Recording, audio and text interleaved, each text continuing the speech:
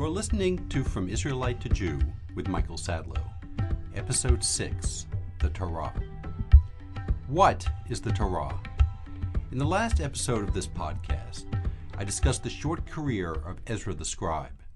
In 458 BCE, Ezra led a group of Judeans from Babylonia back to Jerusalem.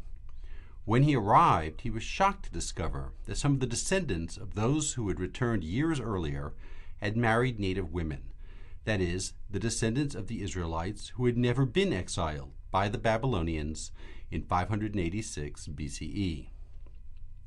Ezra does not appear to have played well with others, and he was gone from the scene by the time the year was out. Yet Ezra is best remembered not as a political leader, but as a scribe. Ezra's commission from the king, even if false or embellished in the version that appears in the book of Ezra, explicitly gave Ezra authority to appoint magistrates to rule and judge according to the law of your God, and to instruct those who did not know this law. And indeed, according to the book of Nehemiah, chapter 8, Ezra read the scroll of the law to the puzzled community. These Jews appear to have been previously unaware of the existence of the scroll and much of its contents, and they needed interpreters, not only to bridge the language barrier, translating the Hebrew into Aramaic, but also to explain the laws. Only at this reading, on the first day of the 7th month, that is, Tishrei, do the people seem to learn about the existence of the holidays of Rosh Hashanah and Tabernacles, or Sukkot. This scroll of laws appears to have been something akin to the Torah, as it presently exists. In this episode, I will discuss the Torah. By most any criteria, the Torah is a bit strange.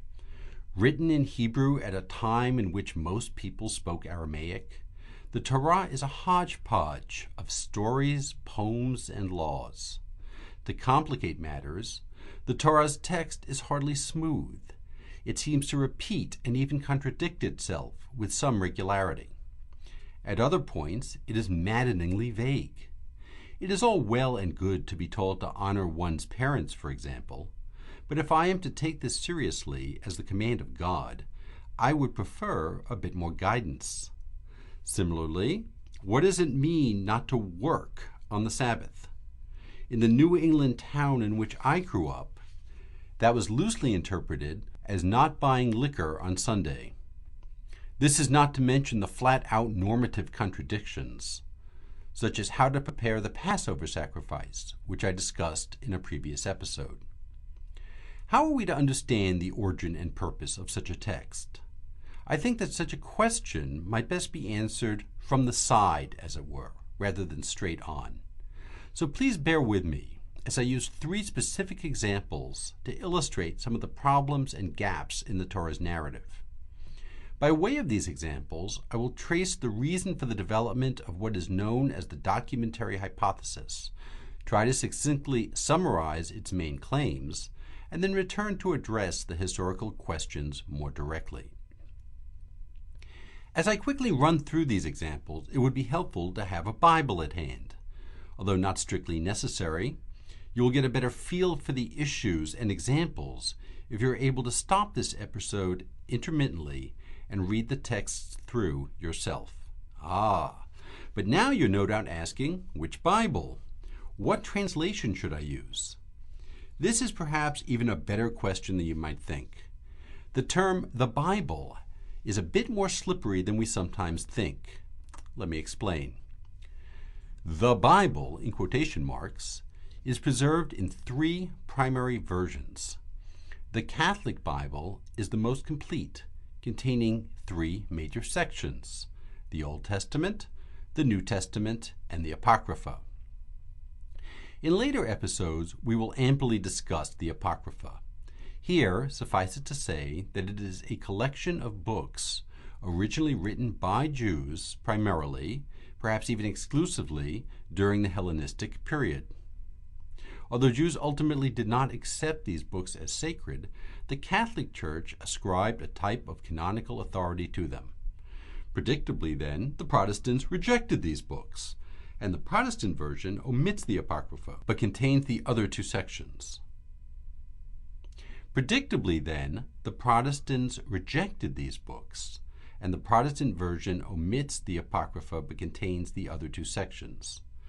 The Jewish Bible contains only what is known in these two other Bibles as the Old Testament. Jews, though, obviously don't and never did call it the Old Testament. Sure, it's ancient, but the term's real force is theological. For Christians, there was an old or former covenant between God and the Israelites. And now there is a new covenant with Christians that more or less supersedes the old. The term New Testament thus makes a theological claim, one that Jews reject. Instead, Jews have traditionally referred to this section of the Bible, the only section of the Bible as they know and use it, as the Tanakh, an acronym of the first letters of the Hebrew words for the three sections of this Bible: Torah, or Pentateuch, Nevi'im, prophets, and Ketuvim, writings. Although the term Tanakh does not make an explicit theological claim like Old Testament, because it is the designation most commonly used in Jewish religious contexts, scholars have instead settled on a more value-neutral term to denote this text, the Hebrew Bible. As opposed to the New Testament, which was originally written in Greek, the Hebrew Bible notes only the language of composition and preservation, ignoring the small number of passages in Aramaic. This now raises the issues of language and translation. We all know that every translation is by nature an interpretation. Languages never equate perfectly, and there will always be words, nuances, and structures in one language that cannot be adequately represented in another. But with the Bible, there's also an added level of complexity. The English translation of the Hebrew Bible is not exactly the same as that of other versions of the Old Testament. This is because the Hebrew Bible was first translated in antiquity, and later versions of the Christian Bible made their translations from these ancient translations. Around 200 BCE, the Torah was translated into Greek in a version known as the Septuagint. The translation of the other books of the Hebrew Bible soon followed. We will discuss this further in a later episode, but for now it is worth noting that this is the version that was best known to the Apostle Paul some 250 years later, was used by the Greek Church Fathers, and today remains the authoritative version in the Eastern or Orthodox Church. In the 5th century CE, Jerome used both the Hebrew and Greek versions of what he would have called the Old Testament to create a Latin translation known as the Vulgate. This remains the standard or official text of the Catholic Church. Protestants would later prepare their own translations, usually from the Hebrew text, but in consultation with the Greek and the Latin translations. So, the Hebrew text of the Hebrew Bible is original, right? Well, not so fast. The Hebrew text, as preserved uniformly in Jewish Bibles today, was set by a group of grammarians and scholars known as the Masoretes in the early Middle Ages. Our earliest complete Hebrew manuscript of the Bible dates from the Middle Ages, the famous Aleppo Codex. We do have earlier fragments. There are many fragments from the Hebrew Bible among the Dead Sea Scrolls. These fragments, though, are not all identical to the text as we now have it. Moreover, it appears that the translators of the Septuagint at times were using a slightly different Hebrew base text than what we now possess. Just because a Hebrew text was original doesn't mean that the entire Hebrew text as we now have it was. For many purposes, this tortuous history of translation does not make much of a difference. For other purposes, though, it is crucial. In religious contexts in which this is considered the Word of God, the precise words, their spellings, and their syntax make a great deal of difference indeed. Even for more critical readings, though, it helps to understand that it is probably more accurate to speak of a particular version of the Bible rather than of simply the Bible. This is a long way around for me to say that I usually use one of two English translations of the Hebrew Bible. Usually I turn to the New Jewish Publication Society version, known as the New JPS or the NJPS, and published as the Tanakh. It has been usefully tweaked in the Jewish Study Bible, which also contains some light commentary and annotations, and is just a great tool. The Revised Standard Version, or RSV, or the New Revised Standard Version, NRSV, though, is also based on the Hebrew text and is very good. For the purposes of this podcast, and most of the academic work that I do, the Hebrew text of the Masoretes is good enough, although, as I already mentioned, we will return in a future episode to the Septuagint. So now back to the three examples I promised. My first example of a disruption in the Torah's text comes from the very beginning of the Bible, the account of the creation. The problem is rather obvious. Genesis chapter 1 verse 1 to the first half of chapter 2 verse 4 describes God's creation of the world. And then the second half of chapter 2 verse 4 through verse 24 of that same chapter describes the creation again. So we seem to have two accounts of the same thing right next to each other. It gets weirder though. The two accounts differ in significant ways. In the first creation account, God creates through speech over the course of 6 or 7 days. In the second account, God seems to pretty much create things all at once. According to the first account, God creates the land out of water on the third day, and then creates vegetation. He creates humans on the 6th day. In the second account, God creates water out of the dry land, and then humanity, and then vegetation. In the first account, God creates humanity out of nothing. In God's image and likeness, male and female, he created them. In the second account, God forms man out of the dust of the earth, and then, after some time, creates woman out of him. The language and tone of the two accounts also differ. The first account uses a single name for God, Elohim. The second account, though, uses a somewhat different term, appending the word Elohim to the Tetragrammaton, the unpronounceable four-letter name of God, conventionally indicated in Hebrew by the word Adonai. In the first account, God is distant, a transcendent being who deigns only to speak. In the second account, God gets his hands dirty, if you will, not only forming Adam out of mud, but then performing surgery on him to create Eve. God also appears far more imminent and tentative in the second account. After Adam and Eve eat of the fruit of the garden, they hide from God, who is walking in the garden and who seems to be unable to find them. Then, when told what happened, God gets angry. One would not expect anger from the more placid God of Genesis 1. Before discussing how we might explain the differences between these two accounts, let me turn to the other two briefer examples of potential problems in the text of the Torah. The first is the story of the sale of Joseph. The second of the Ten Commandments, or Decalogue. According to Genesis chapter 37, Joseph's brothers place Joseph into a pit while they try to figure out what to do with him. Verse 25 reads, "Then they sat down to a meal. Looking up, they saw a caravan of Ishmaelites coming from Gilead. At that moment, they decide not to kill Joseph, but instead to sell him into slavery. Then, according to verses 28 to 29, when Midianite traders passed by, they pulled Joseph up out of the pit. They sold Joseph for 20 pieces of silver to the Ishmaelites, who brought Joseph to Egypt." A little later, at verse 36, we learn, The Midianites, meanwhile, sold him in Egypt to Potiphar, a courtier of Pharaoh and his chief steward. The account appears confused. The Ishmaelites and the Midianites are clearly distinct groups. Which one is it?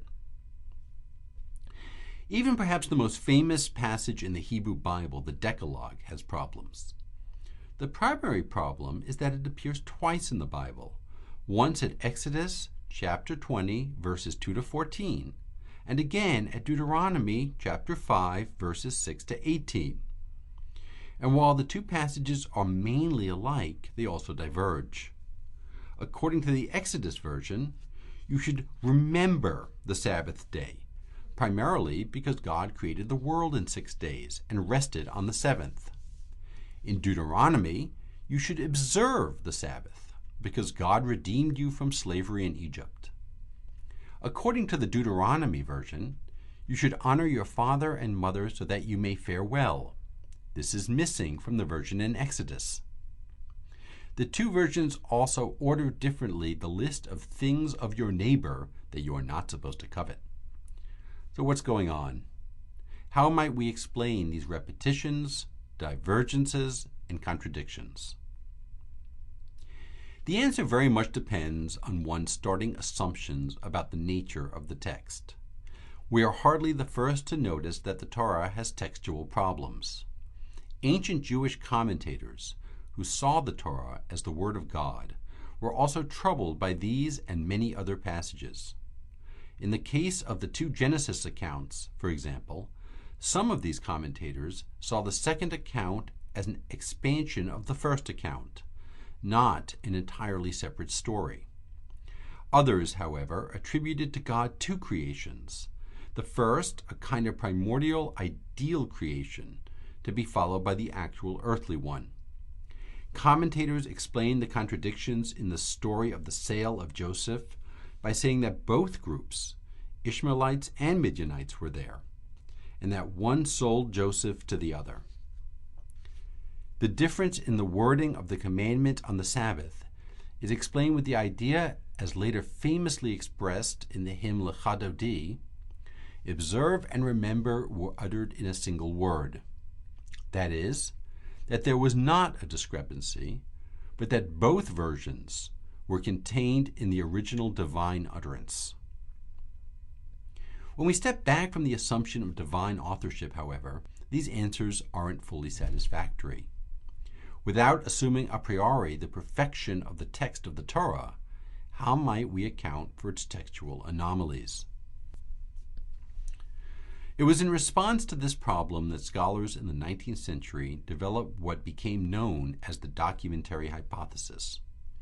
According to this theory, the Torah was redacted or edited from several pre-existing sources. There are a few variations on this theory, but almost all posit the existence of 4 original sources known as J, E, P, and D. J primarily consisted of an early history of the Israelites. It seems to have been written around the time of Solomon and denotes God by the Tetragrammaton, or 4-lettered name referred to as Adonai. This source was apparently completed around 950 BCE. Harold Bloom, in his The Book of J, made the claim that J must have been authored by a woman, but that speculation has not found favor among biblical scholars. E in many places contains stories that parallel those of J, but from a different perspective. E refers to its use of Elohim to denote God's name, and its God is frequently portrayed in anthropomorphic terms, like the God in the second creation account. The E source also seems to have originated in the northern kingdom, or Israel, and thus must date from before the conquest of the north by the Assyrians around 721 BCE. In fact, when Israel, or the north, was conquered, and many of her residents fled south to Judah after the Assyrian conquest, they took their stories with them. At a relatively early stage, scribes combined the versions of the stories told by the Judahites and the northerners into a single text, known as the JE version. They did so because they felt constrained to somehow keep both versions. They did not feel free to simply discard a competing version, thus upsetting the sensibilities of its supporters. The redundancies and contradictions in the JE source thus resulted from the scribal attempts to preserve different versions of the same stories, even when it came to small details, like the Midianites and Ishmaelites. D is the Deuteronomistic history, a stylistically distinct and coherent group of books linked to the court history of Hezekiah that begins with Deuteronomy and continues through Joshua, Judges, and the first and second books of Kings. The author of D apparently knew of JE and on occasion revised this earlier source in D's retelling. It was written about 621 BCE. P is the priestly source. It primarily consists of the laws that would have been of most interest to priests. Leviticus, for example, is seen as mostly derived from P. Its concern with order and God's transcendence have also led scholars to posit that the first creation account is from P, whereas the second is JE. The dating of P is controversial. The German Protestant biblical scholars who originally developed the documentary hypothesis asserted that P was a relatively late document, written after the destruction of the temple, and either during or soon after the exilic period. One of their arguments for this dating is the sudden appearance of Rosh Hashanah and Yom Kippur in P's liturgical calendar. The observation is indeed striking. The liturgical calendar in Exodus chapter 23, verses 14 to 17, enumerates the 3 pilgrimage festivals only, as with the calendar in Deuteronomy chapter 16, verses 1 to 17. The calendar in Leviticus chapter 23, though, seems to add both Rosh Hashanah and Yom Kippur to these pilgrimage festivals. Why would P in this account create Yom Kippur? According to the father of the documentary hypothesis, Julius Wellhausen, it was out of a sense of overwhelming guilt brought on by the destruction of the temple. The exiled Israelites suddenly felt a need to develop an annual ritual of expiation. The development of Rosh Hashanah was unrelated. It was the appropriation by the Judahite exiles of a Babylonian enthronement ceremony. Wellhausen and his students saw in this late development evidence for the degeneration of the religion of Israel. We need not go as far as Wellhausen or be sympathetic to his more than a hint of anti-Semitism to appreciate his basic point. These scholars are correct that Yom Kippur is known only in parts of the Bible that are stylistically consistent with what we assume to be the P source. Moreover, you might remember that Ezra and his assistants seemed to inform those who had returned to Judah for the first time about the existence of Rosh Hashanah, and their liturgical cycle seems then to skip Yom Kippur entirely on the way to Sukkot or Tabernacles. The truth is that we really can't date P with any certainty. To further complicate matters, there may well have been different strata of P's. That is, a later priestly author revised and added to an earlier P source, and then the redactor of the whole thing, whom we often call R, was probably himself a priest or a scribe sympathetic to priests. The absence of Yom Kippur from the account in Ezra is certainly worthy of note, but you might also remember that the same account states that Sukkot was unknown to the returnees. Just because a festival was known or not known to an Israelite community does not by itself testify to its date of origin. According to the documentary hypothesis, then, it was the redactor, R, who during the Babylonian exile took these pre-existent sources, JE, P in whatever form or forms, and D, and spliced them together into the Torah as we now more or less have it. The Israelite exiles brought these earlier sources with them to Babylonia, perhaps in oral form. R, the redactor, then, like the redactor of J and E many years before, would have felt constrained to retain different versions, even when they conflicted or contained only minor differences. This was true even in matters that we today might think of as having critical theological importance. Although R seems to have been committed to a radical monotheism, some of the sources, as I discussed in the second episode of this podcast, have a looser understanding of monotheism. R may have been a single person, but may also have been a group of people, probably scribes who were connected to priests, who may have lived over some period of time.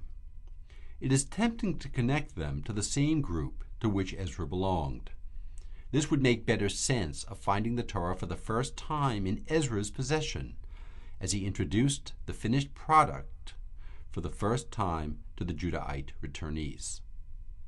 Let me emphasize that the documentary hypothesis is precisely that, a hypothesis. Like any hypothesis, it is a theory that attempts to account for the evidence and solve the problems present in the evidence. As such, and despite repeated and heated attacks well over a century, it has held up remarkably well. Some of its assumptions have rightly been attacked, and it has required frequent revision in light of new methods and approaches. But no other complete theory comes close to the documentary hypothesis in its explanatory power.